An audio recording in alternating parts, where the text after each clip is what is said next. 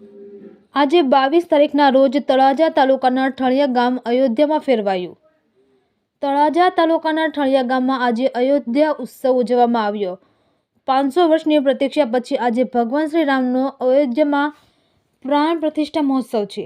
ત્યારે ઠળિયા ગામના દરેક મંદિર શણગારવામાં આવ્યા, દરેક ઘરે રંગોળીઓ દોરવામાં આવી, આસોપાલવના તોરણ બંધાયા, દીવડાઓ પ્રગટાવવામાં આવ્યા, ફટાકડા ફોડવામાં આવ્યા તેમજ લાપસીના આંધણ મૂકવામાં આવ્યા।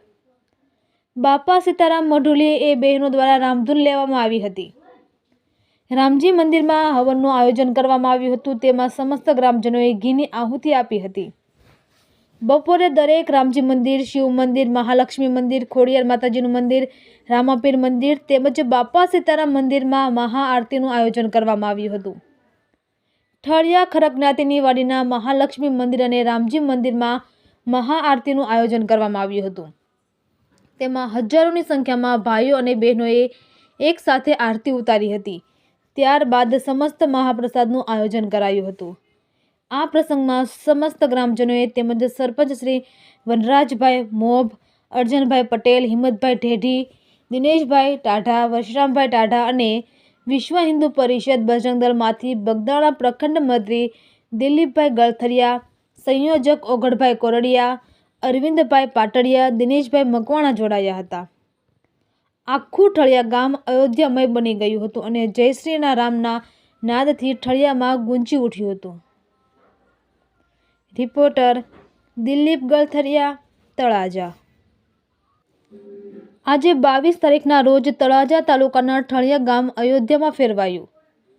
તળાજા તાલુકાના ઠળિયા ગામમાં આજે અયોધ્યા ઉત્સવ ઉજવવામાં આવ્યો।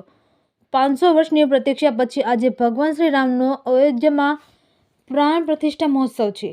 ત્યારે ઠળિયા ગામના દરેક મંદિર શણગારવામાં આવ્યા, દરેક ઘરે રંગોળીઓ દોરવામાં આવી, આસોપાલવના તોરણ બંધાયા, દીવડાઓ પ્રગટાવવામાં આવ્યા, ફટાકડા ફોડવામાં આવ્યા તેમજ લાપસીના આંધણ મૂકવામાં આવ્યા। બાપા સીતારામ મઢુલી એ બહેનો દ્વારા રામધૂન લેવામાં આવી હતી।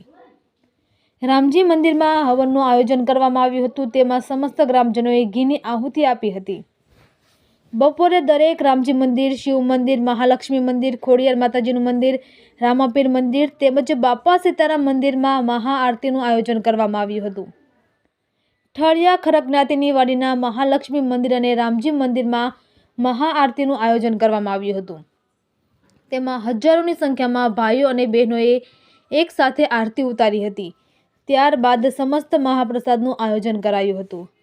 આ પ્રસંગમાં સમસ્ત ગ્રામજનોએ તેમજ સરપંચ શ્રી વનરાજભાઈ મોભ, અર્જનભાઈ પટેલ, હિંમતભાઈ ઢેઢી, દિનેશભાઈ ટાઢા, વશરામભાઈ ટાઢા અને વિશ્વ હિન્દુ પરિષદ બજરંગ દળમાંથી બગદાણા પ્રખંડ મંત્રી દિલીપભાઈ ગળથરિયા, સંયોજક ઓગળભાઈ કોરડિયા, અરવિંદભાઈ પાટડિયા, દિનેશભાઈ મકવાણા જોડાયા હતા।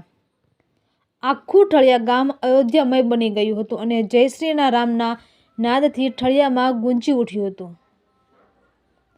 રિપોર્ટર દિલીપ ગળથરિયા, તળાજા।